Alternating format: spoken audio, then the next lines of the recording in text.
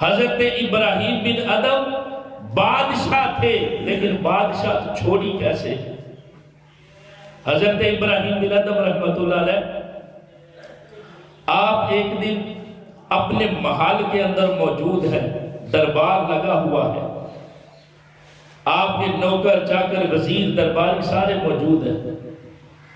ایک درویش کا وہاں سے گزر ہوا، اس نے کہا یہ جو سرائے ہے نا جو مجھے پسند نہیں آیا، یہ جو سرائے ہے نا یہ مجھے پسند نہیں آیا۔ تو اسی لمحے حضرت ابراہیم بن ادم کہتے ہیں یہ سرائے نہیں، یہ میرا محل ہے، یہ بادشاہ وقت کا محل ہے اور تو اسے سرائے کہہ رہا۔ اس درویش نے کہا ابراہیم بن ادم جواب تو دو ذرا، تم آج یہاں ہو اس محل کے اندر، تم سے پہلے یہاں پر کون رہتا تھا؟ حضرت ابراہیم بن ادم کہنے لگے میرے والد۔ پھر پوچھا ان سے پہلے کون تھا؟ فرمایا میرے دادا۔ پھر ان سے پہلے کہا میرے پردادا۔ تو فرمایا ابراہیم بن ادم اب سن لو، ایک وقت آنے والا ہے جب تم بھی اس محل کو چھوڑنے والے ہو۔ تو سرائے وہ جگہ ہے جہاں بندہ مستقل نہیں رہتا، جیسے تمہارے باپ دادا پردادا چھوڑ کر چلے جائے، ایک دن تم بھی اس کو چھوڑنے والے ہو۔ جب اس درویش نے اتنی بات کی تو حضرت ابراہیم بن ادم کے دل پہ چوٹ لگی ہے، تھوڑے سے نرم پڑے ہیں کہ بات تو اس کی ٹھیک ہے۔ پھر ایک وقت آیا، آپ اپنے محل کے اندر بستر پر آرام کر رہے ہیں، چھت کے اوپر تھوڑی سی کھٹ پٹ ہوئی، آواز آئی، چھت پہ چلے گئے اور پوچھا کون ہے تو؟ اس نے کہا میں اس چھت کے اوپر میرا اونٹ گم ہوا ہے، اس کو تلاش کر رہا۔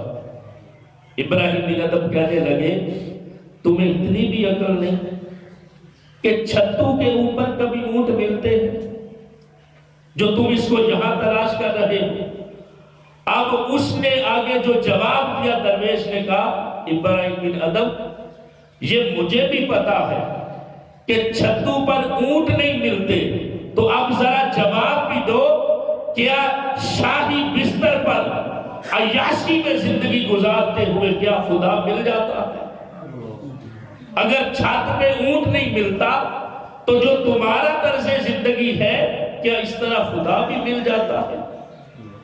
پہلے بھی چوٹ لگی تھی، اس وقت پھر دل پہ چوٹ لگی، اور حضرت ابراہیم بن ادم اسی وقت جو اپنا تخت تھا، بادشاہت تھی، اس کو چھوڑ دیتے، اپنے گھر سے باہر نکلتے ہیں، جنگل کے اندر جا کے زندگی گزارتے ہیں، فقیرانہ زندگی گزارتے ہیں، جو شاہی زندگی ہے اس کو ترک کر دیتے ہیں، اللہ اور اس کے رسول کی فرما برداری میں زندگی گزارتے ہیں۔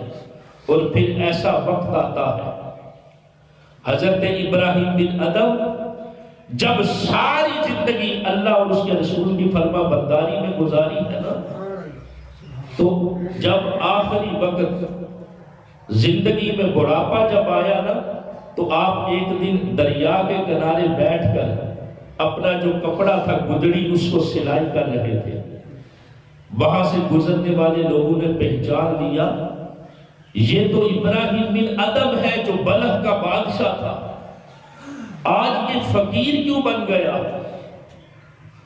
جب اس نے پوچھا ابراہیم بن ادم تم تو بادشاہ تھے آج فقیر بن گئے، آپ جو گدڑی سی رہے تھے نا، آپ نے اپنی سوئی دریا میں پھینک دی، ابھی اس سے باتیں کر رہے ہیں اور فرمانے لگے اے دریا کی مچھلیوں مجھے میری سوئی واپس کر دو۔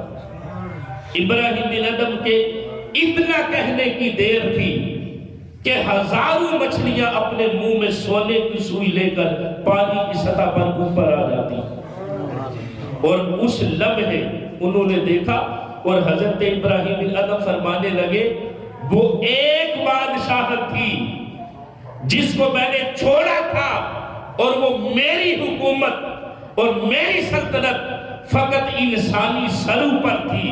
اب اللہ نے ابراہیم بن ادم کو اس فقیرانہ زندگی میں وہ بادشاہت عطا کر دی ہے جس کا سکہ دریا کی مچھلیوں پر بھی چل رہا۔ تو وہ اللہ کے بندے حضرت ابراہیم بن ادم پہلے زندگی کیا تھی، اور جب زندگی بدل گئی ہے تو پھر حالات کیسے ہوئے؟